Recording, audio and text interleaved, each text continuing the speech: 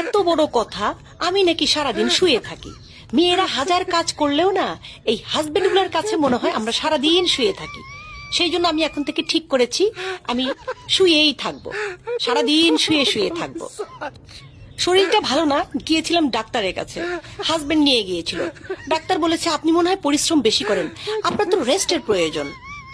আমি ডাক্তারকে বললাম, ডাক্তার সাহেব বাসায় কোনো কাজের লোক নাই, আমি সারাদিন কাজ করি, তারপরেও এরা মনে করে কি আমি শুধু শুয়েই থাকি। তখন ডাক্তার সাহেব আমাকে বলল, স্মার্ট মেয়েরা না শত কাজের মধ্যেও না নিজের আরামটা খুঁজে নেয়। বাসায় এসে অনেক চিন্তা ভাবনা করলাম, কাজ বাদ দিয়ে আরাম আমি খুঁজেই পেলাম না। কাজ তো আমাকে করতেই হবে, সেই জন্য ভাবলাম যে যেটাই করব শুয়ে শুয়ে করব।